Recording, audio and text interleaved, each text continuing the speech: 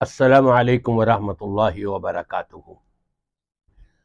کائنات کی تاریخ ہم کو بتاتی ہے کہ بعض زمانے میں کچھ لوگ بڑے نمایاں ہوا کرتے ہیں، ان کی بہت بڑی حیثیت ہوا کرتی ہے، اور صرف ان کے اپنے زمانے میں ہی نہیں بلکہ وہ حیثیت ان کی باقی رہتی ہے ہمیشہ کے لیے۔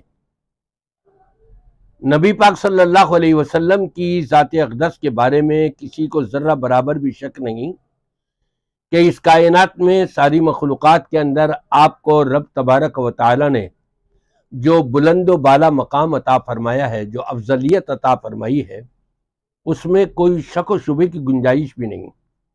یہاں تک کہ سابقہ انبیاء کرام علیہم السلام جتنے بھی آئے سب کا امام بنا دیا، اسی لیے آپ کو امام الانبیاء کہا جاتا ہے۔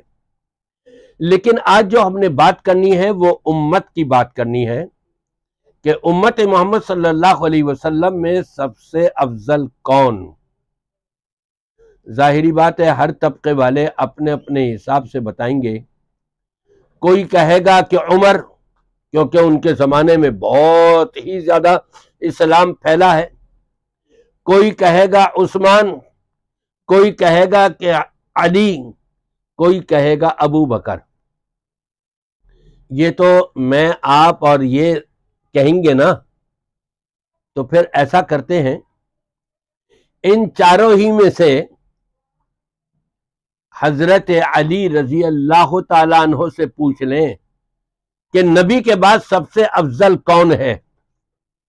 آئیے میں آپ کو بتاتا ہوں۔ صحیح بخاری کی روایت ہے، محمد بن الحنفیہ یہ کہتے ہیں میں نے اپنے والد سے ایک سوال کیا۔ معلوم ہے آپ کو کہ ان کے والد کون ہیں؟ حضرت علی رضی اللہ تعالیٰ عنہ کرم اللہ وجہہ۔ ان کے صاحبزادے حضرت علی رضی اللہ تعالیٰ عنہ سے سوال کر رہے ہیں۔ سوال کیا ہے کہ ابا جان یہ بتائیے نبی کے بعد سب سے زیادہ افضل کون ہے؟ تو حضرت علی رضی اللہ تعالی عنہ نے فرمایا ابو بکر۔ اللہ اکبر! کہاں ہیں یہ دعویٰ کرنے والے دمادم مست قلندر علی دا پہلا نمبر؟ یہ جھوٹے دعوے لے کر کے پھرنے والے کہاں ہیں؟ انہوں نے تو حضرت علی رضی اللہ تعالیٰ عنہ کو جھٹلا دیا۔ آپ کا فرمان کیا ہے حضرت علی رضی اللہ تعالیٰ عنہ کا، اور اس کے برخلاف مقابلے پہ آ گئے حضرت علی کے۔ یہ پھر ایماندار ہو سکتے ہیں؟ کیا یہ مومن ہو سکتے ہیں؟ بے ایمان ہے پھر یہ تو۔ حضرت علی رضی اللہ تعالیٰ عنہ فرماتے ہیں کہ نبی کے بعد اگر کسی کا مقام ہے تو وہ حضرت ابو بکر صدیق رضی اللہ تعالیٰ عنہ کا ہے۔ صاحبزادے نے پوچھا کہ ان کے بعد؟ کہا عمر۔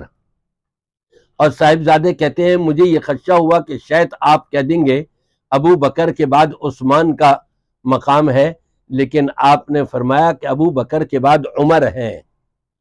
آپ اندازہ لگائیے عثمان کا نمبر تیسری مرتبہ میں، اور جب پوچھا کہ آپ کا بھی تو کوئی مقام ہے، تو پتہ ہے حضرت علی رضی اللہ تعالیٰ عنہ نے کیا ارشاد فرمایا؟ ما انا الا رجل من المسلمین، میں تو ایک مسلمان آدمی ہوں۔ ان کی عاجزی اور انکساری بھی دیکھیں اور حقیقت پر مبنی بیان بھی دیکھیں، ان کا تقوی بھی دیکھیں، للہیت بھی دیکھیں، ان کی ابو بکر اور عمر سے محبت بھی دیکھیں۔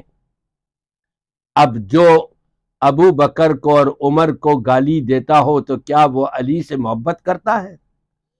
حضرت علی رضی اللہ تعالیٰ عنہ جس سے محبت کر رہے ہیں اور فرما رہے ہیں کہ نبی کے بعد اگر کسی کا مقام ہے تو وہ ابو بکر ہے، اس کے بعد دوسرا نمبر ہے تو وہ عمر فاروق رضی اللہ تعالیٰ عنہ ہے۔ سبق حاصل کرنا چاہیے، اپنے نظریات کی اور عقیدے کی درستگی ہمیں کر لینی چاہیے۔